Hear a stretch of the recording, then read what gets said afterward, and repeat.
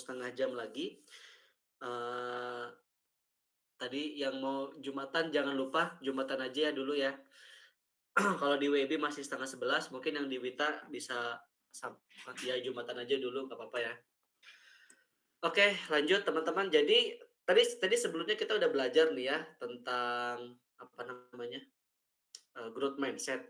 Nah, ternyata si growth mindset itu teman-teman itu adalah, langkah pertama untuk personal development proses gitu. Nah, ternyata personal development ini adalah ada banyak areanya, salah satunya adalah growth mindset. Nah, tadi kita udah belajar tuh yang namanya si growth mindset tadi ya. Makanya sekarang kita akan belajar, lebih dalam soal personal development-nya. Apa sih artinya dan, apa sih gitu ya, apa namanya, bagian-bagiannya mana aja. Coba tolong tuliskan dong teman-teman di chat box, personal development itu apa sih? Gitu. Coba menurut teman-teman aja, opini teman-teman, apa sih personal development? Pengembangan diri, pengembangan personal gitu ya. Apa coba? Iya Ridwan boleh silakan. Jemput Ade dulu. Iya Septian betul, personal development adalah pengembangan diri tapi apa? Itu kan terjemahan ya, artinya apa? Apa coba kira-kira? Nih banyak nih, oke dari Iqbal jawab. Personal development adalah proses peningkatan diri yang mencakup perkembangan keterampilan, pengetahuan, serta aspek-aspek pribadi dan emosional seseorang. Wah, mantap sekali jawabannya. Dari Arini, proses seumur hidup untuk bertumbuh. Oke, keren. Rahel, pengembangan diri untuk mencapai suatu target. Oh, mantap ya, jawabannya bagus-bagus ya. Betul betul, semuanya betul ya teman-teman ya, itu semua berkaitan dengan personal development. Intinya adalah jadi semua kegiatan, semua aktivitas yang bisa ningkatin, kesadaran diri, ngembangin bakat dan potensi, ngebangun SDM, fasilitasi kinerja, ningkatin kualitas hidup, memberikan kontribusi segala macam yang berkaitan dengan banyak skills, terus tadi mau mencapai tujuan agar kita terus bertumbuh, emosional, itu semuanya berkaitan dengan personal development ya. Jadi garis bawahnya adalah ya kita mengembangkan diri kita sendiri gitu untuk lebih baik tentu aja gitu. Terus ya kenapa gitu ya kita harus belajar personal development ya? Ya tentu banyak, alasannya ya. Pertama itu bisa ningkatin self awareness sama self esteem kita. Kita jadi, apa namanya, lebih sadar terhadap diri kita juga lebih lebih percaya diri sama diri kita. Kita kenal dengan diri kita sendiri gitu. Terus kita juga bisa meningkatkan mental fitness lah, ini mungkin beda dengan mental illness, ini mental fitness gitu ya, tidak sakit tapi lebih fit gitu ya. Kita bisa ningkatin mental fitness kita, karena kita sudah sadar, kita sudah ngerti diri kita itu siapa, kita jadi lebih aware, lebih lebih fit lagi mentalnya, bisa ningkatin, ketangguhan, tentu aja kita bisa siap menghadapi segala macam masalah, kita siap menghadapi segala macam cobaan gitu ya. Terus juga ya Cica boleh silakan. Terus, nambah pengetahuan dan keterampilan baru tentu aja. Eee, Kita mau terus bertumbuh dengan cara belajar banyak hal gitu ya, sama tentu bisa ningkatin hubungan personal dan profesional karena, personal development itu juga tidak hanya skill emosional, tapi juga komunikasi salah satunya. Dengan kita bisa komunikasi dengan baik, kita juga bisa nih ngebangun hubungan yang, personal ataupun profesional, mungkin dengan teman, kita bisa tahu nih dengan teman, dengan keluarga, dengan kerabat, dengan atasan, dengan kolega, dengan bos, atau dengan klien, banyak lagi gitulah, apapun, apa namanya, orangnya, mau personal mau profesional, kita bisa membangun hubungan, yang baik gitu dengan cara peningkatan personal development gitu. Itu alasan-alasannya. Nah, ini adalah area-areanya. Jadi 5 area ini adalah yang pertama dari sisi mental, kemudian dari sisi sosial, dari sisi spiritual, emosional, dan juga, fisikal ya. Jadi ternyata tidak hanya soal fisiknya aja, tapi juga masih banyak, yang lain gitu ya. Coba kita bahas satu-satu. Yang pertama adalah dari sisi mental nih.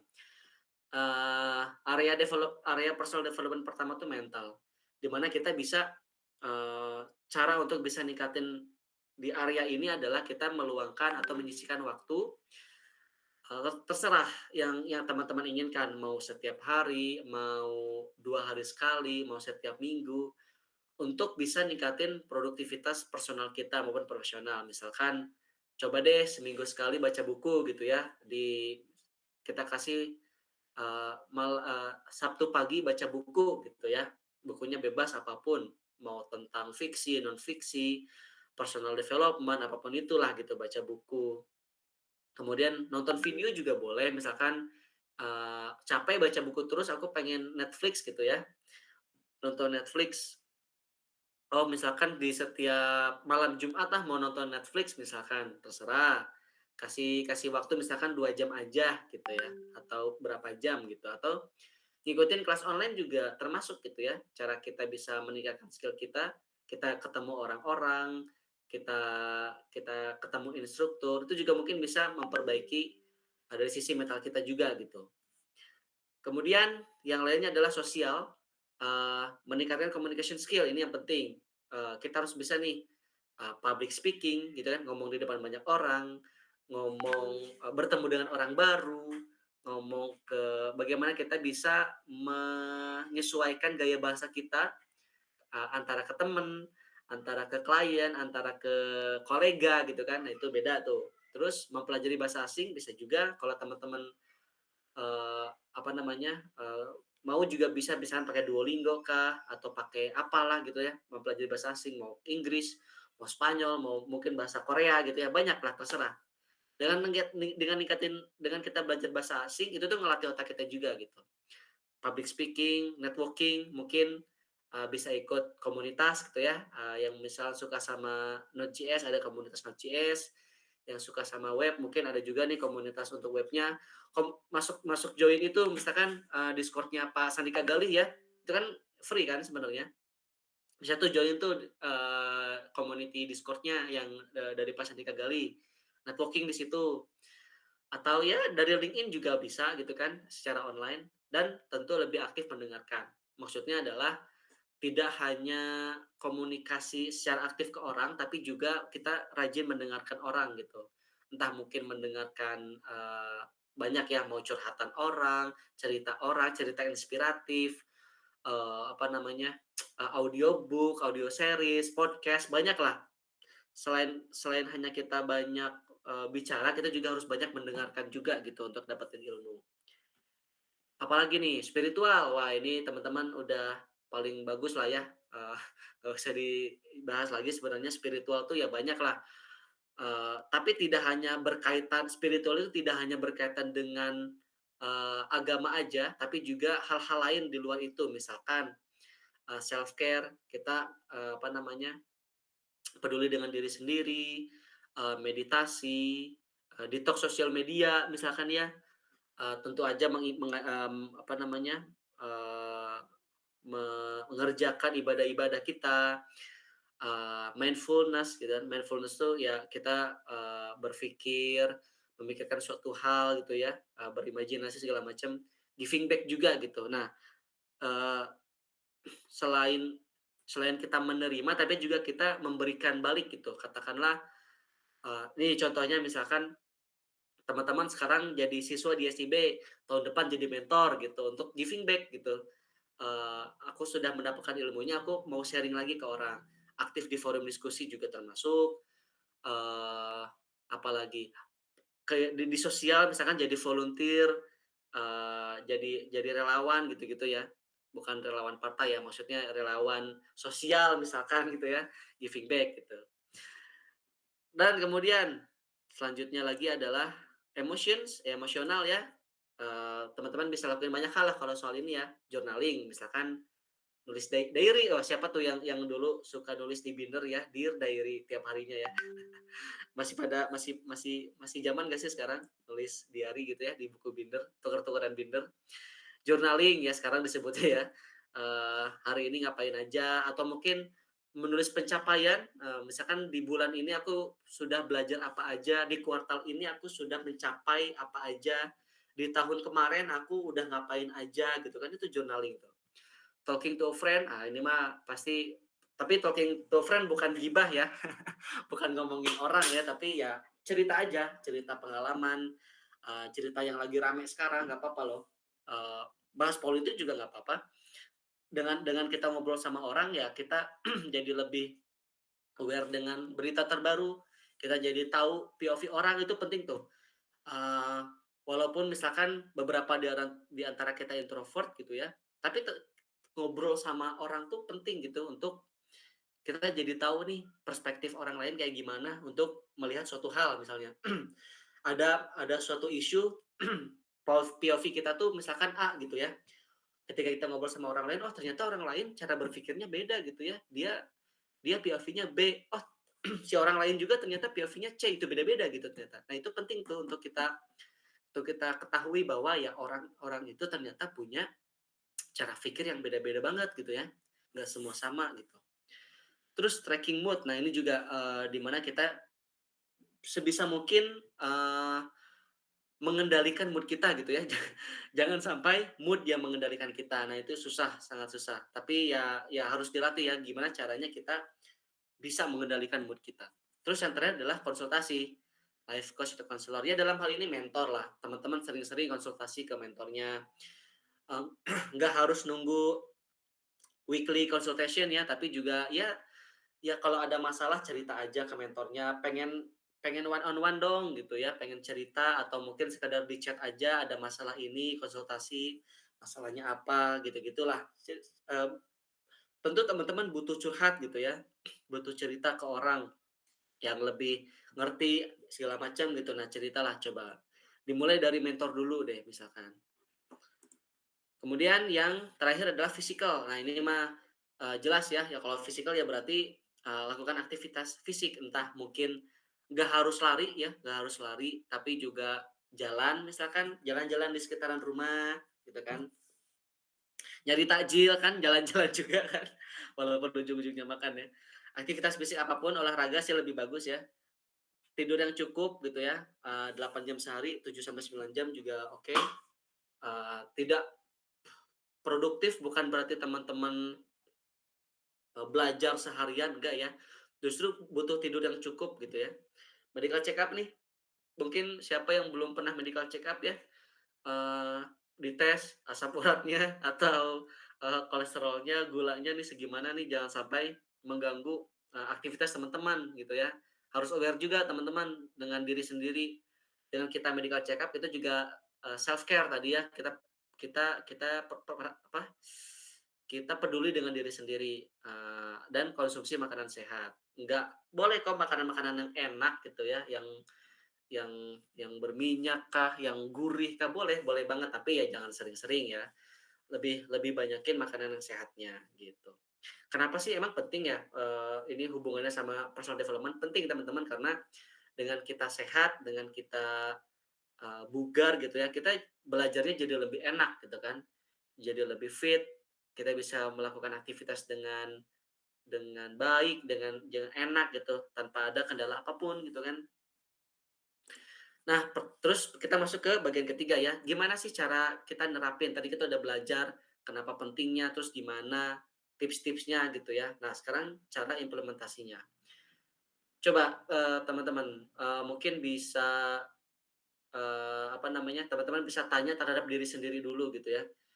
Untuk merencanakan personal development, teman-teman tanya dalam hati gitu. Teman-teman tuh sekarang sudah ada di posisi mana sih? Terus mau kemana gitu? Misalkan, oh sekarang aku nih mahasiswa, atau peserta SIB cycle 6 gitu di decoding. Tujuanku apa nih? Misalkan tujuanku adalah aku pengen keterima bekerja di Gojek misalkan ya, atau pengen bikin usaha sendiri gitu, software house misalkan segala macam. Tentuin dulu tuh tujuannya ya, sadar bahwa, "Oh saya ada di sini, saya pengen ke sini," gitu ya. Nah kemudian misalkan contohnya kayak gini, where am I now? Selain tahu posisinya di mana, teman-teman juga harus tahu, eee, kompetensinya udah sampai mana sih gitu ya, kapabilitasnya udah sampai mana. Oh, aku sekarang, eee, ini nih udah lulus kelas front end web pemula misalkan, udah bisa pakai, framework ini. gitu ya, udah bisa bikin website secanggih ini misalkan, itu identifikasi kelebihan kelebihan dan kekurangannya juga misalkan. Kelebihannya adalah A, B, C, D, E, F, G, kelemahannya adalah, oh misalkan saya, tidurnya kurang gitu atau, selalu menunda-nunda pekerjaan misalkan, itu harus di apa namanya, disadari gitu ya. Jangan jangan denial gitu kelemahan kita, jangan denial, justru harus diakui bahwa, "Oh ini kelemahan saya seperti ini, kelemahannya, kelebihannya, dan kompetensinya udah sejauh mana." Terus tujuannya mau kemana gitu ya, apakah tujuannya mau bekerja, tujuannya mau lanjut kuliah lagi, tujuannya mau bikin usaha segala macam, tentukan tujuannya. Terus analisis kebutuhan kompetensinya. Oh, kalau misalkan saya mau kerja di Gojek misalkan atau di Goto ya, di posisinya apa? Posisinya misalkan sebagai software engineer. Oke, software engineer tuh butuhnya apa sih? Coba lihat. Software engineer di Gojek tuh butuhnya apa aja? Harus butuh bisa framework A, B, C, D, E kah? Harus harus lulus sertifikasi tertentu kah? Dan setelah itu ya langsung ditentukan gitu timeline-nya sama prioritasnya. Oke, saya mau bekerja di, Goto misalkan, dalam 2 tahun ke depan, terus tentukan strateginya. Oh, berarti saya harus lulus dari SIB, nanti saya mau lulusin dulu kuliah, nanti saya mau ambil bootcamp segala macam, terserah lah gitu. Tentukan prioritasnya. Nah, oke, sekarang coba teman-teman tuliskan nih oke, boleh raise hand, boleh, atau mau tulis di chat box juga boleh. Coba sebutin satu tujuan atau goal teman-teman yang pengen teman-teman capai nih di 3 tahun mendatang. Mau resen boleh, mau tulis di chat box boleh ya, tujuan teman-teman apa sih 3 tahun mendatang ya?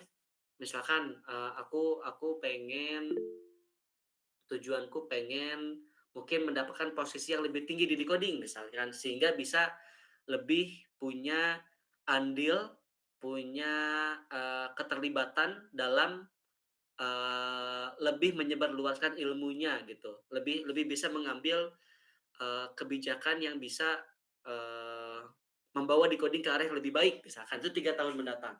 Coba Rahel, gimana Rahel? Halo Kak, kenalin nama aku Rahel. Tujuanku dalam 3 tahun mendatang yang pertama saya ingin lulus terlebih dahulu dari Universitas Diponegoro. Selanjutnya Mhm, saya ingin melanjutkan, mencari pekerjaan saya, di mana bekerja di company-company dengan jurusan IT. mhm. Habis itu berikutnya saya ingin menabung untuk membeli aset. Setelah saya Aset, bekerja, saya mempunyai oke gaji kan. oke. Itu ya Rahel ya, mantap. Terima kasih dong, tepuk tangan buat Rahel, mantap.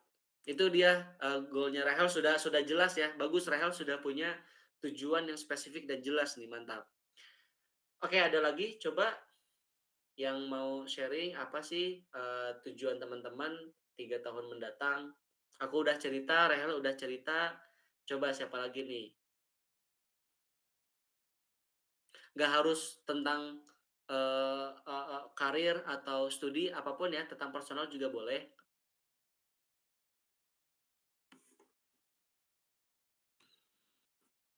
Nih, oke, Ucok udah nulis nih di chat box. Dalam 3 tahun mendatang saya ingin segera lulus berkuliah, amin. Bekerja di Singapura, wah, amin.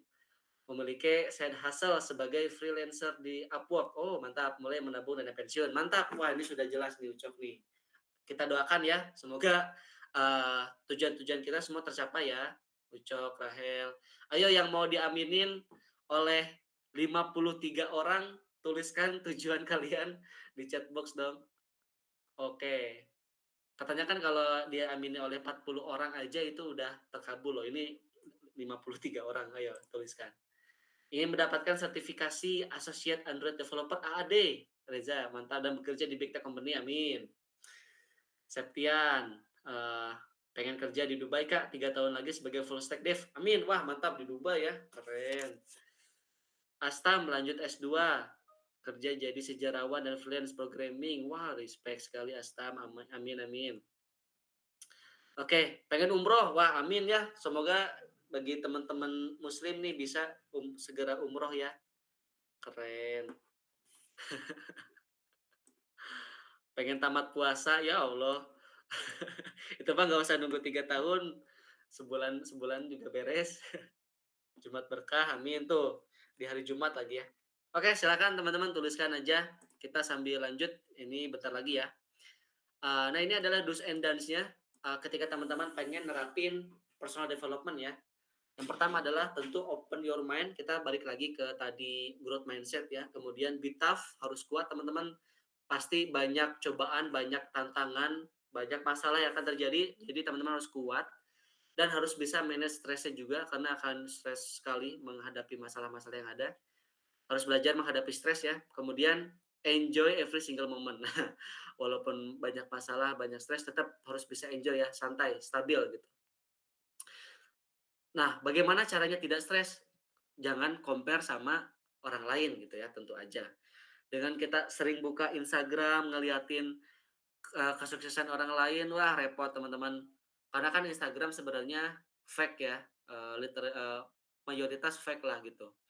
Yang di-up kan hanya yang baik-baiknya aja gitu, kita nggak tahu keburukan orang, yang ada di yang aslinya gitu. Makanya jangan selalu compare kehidupan kita sama orang lain gitu ya, selalu minder gitu. Jangan juga don't have negative thoughts, bahwa, ya jangan selalu berpikiran negatif, belum juga mulai udah pesimis duluan gitu, jangan. Tetap tetap harus positive thinking. Don't waste your precious energy. Nah, maksudnya adalah energi yang teman-teman punya kan terbatas, ya teman-teman harus bisa maksimalkan ke hal-hal yang urgent, yang penting gitu. Jangan sampai habis di nongkrong, habis di, ngopi cantik di kafe gitu kan. Jangan habis di, main Mobile Legends doang gitu kan. Tentu boleh hal-hal itu boleh, tapi sisihkan juga energi yang lebih banyak ke belajar, bekerja, mencapai tujuan dan sebagainya. Dan don't complain to your decision. Maksudnya adalah ketika teman-teman sudah membuat keputusan ya konsisten gitu ya, di decision tersebut. Jangan pelin-pelan, jangan menyesal gitu, "Aduh, tahu gitu dulu aku ngambil yang ini, nggak ngambil yang ini," gitu kan. Jangan. Terus, konsisten dan, apa namanya, maju terus ya teman-teman ya, jangan jangan jangan sering-sering lihat ke belakang lah gitu. Oke, kemudian terakhir ini adalah, sedikit kutipan ya bahwa ya personal development itu adalah selalu ada manfaat dan risiko nih dalam setiap keputusan. You don't have to leave your comfort zone, but you have to enlarge your comfort zone. Nah, mungkin teman-teman sering sering mendengar ya bahwa keluarlah dari zona nyaman gitu ya. Mungkin ada yang tahu lagunya 420 ya, keluarlah dari zona nyaman gitu kan.